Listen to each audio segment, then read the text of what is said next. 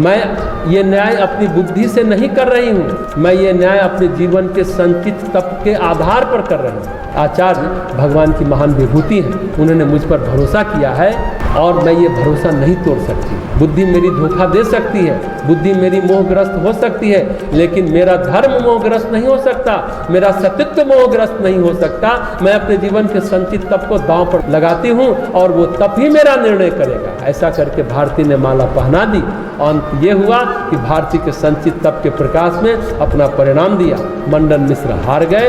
आचार्य शंकर के तर्क के सामने मंडन मिश्र को हारना पड़ा और मंडन मिश्र ने अपनी हार स्वीकारी, आचार्य का शिष्यत्व स्वीकारा। यहाँ पर भगवान श्री राम है, भरत का प्रेम है, भरत के विवेक पर सभी विश्वास करते हैं, तो कौन न्यायाधीश होगा?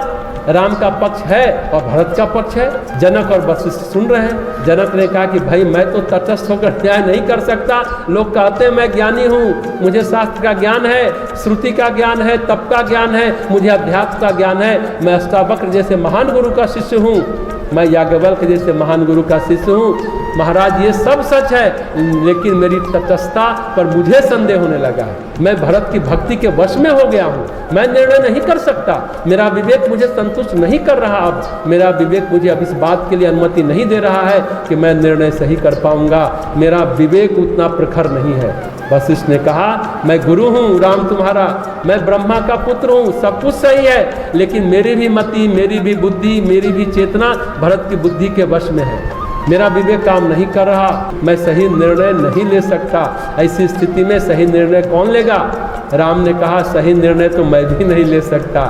एक तरफ पिता के वचन है, एक तरफ भरत जैसे महान भक्त का प्रेम।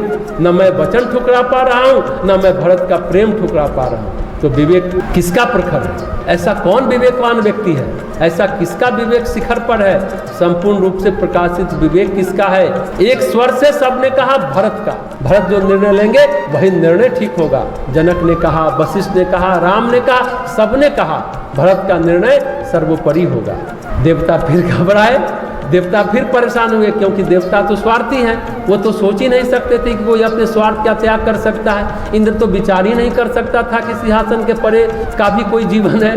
उससे सोचा कि महाराज ये क्या हो रहा है, भरत ही निर्णय लेंगे और कोई आदमी अपने खिलाफ कैसे निर्णय ले सकता है? निर्णय कोई होगा, कोई वादी है, कोई प्रतिवादी है, उन्हीं में से एक न्यायाधीश है, तो वह अपने विपक्ष में कैसे जा सकता है? देवगुरु बृहस्पति ने कहा इंद्र तुम देवराज हो ना, तुम ये बात नहीं समझोगे, तुम्हारे पास विवेक तो है ही नहीं, तुम तो महास्वार्थी हो, तुम्हें तो केवल स्वार्थ की भाषा समझ में आएगी, तुम्हें तो केवल सिंहासन की भाषा समझ में आएगी, तुम्हें तो ईश्वर प्रेम की भाषा ही समझ में नहीं आएगी। तुम्हारे पास विवेक को तो जानो ना कि विवेक क्या होता है, विवेक का प्रकाश क्या होता है। विवेक बुद्धि को बोध में रूपांतरित कर देता है। विवेक संसार को परमात्मा का रूप देता है। जो संसार दिखता है मैं और मोर तोड़ तय माया, वही सर्व खिल विदम ब्रह्म, सिया राम मैं सब जग जानी, वही विवेक दिखाता है। भरत की विवेक पर छोड़ा गया सब कुछ। भरत ने कहा महाराज जब आपने सब निर्णय मेरे ही ऊपर छोड़ दिया है, मेरे ही विवेक पर छोड़ दिया है, जब आप सब ने कह दिया है कि मैं ही निर्णय लूँ,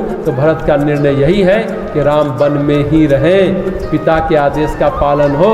लेकिन महाराज निर्णय ये भी है कि राज्य मैं नहीं करूँगा, मैं राम का प्रतिनिधि बन सकता हूँ, मैं राम का सेवक बन सकता हूँ, मैं अयोध्या की व्यवस्था संभाल सकता हूँ, लेकिन मैं राजा नहीं बन सकता।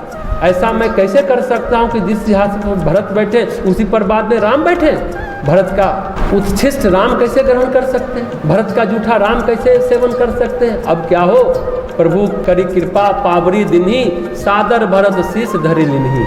राम ने कहा कि हमें भरत का निर्णय स्वीकार है, हम चाहेंगे कि भरत अयोध्या की व्यवस्था करे, मेरे प्रतिनिधि के रूप में व्यवस्था करे। जब मैं आऊँगा तो फिर भरत का प्रतिनिधित्व नहीं रहेगा और मैं राजा बन जाऊँगा। मैं देता हूँ खराऊँ, मैं देता हूँ पदस्त्राण।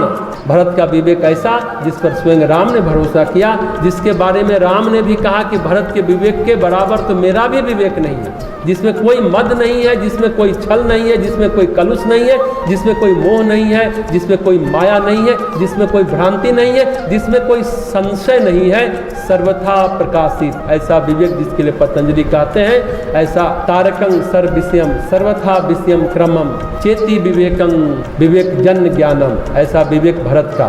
तो आज की बात समाप्त करते हैं। ओम शांति, समाप्ति।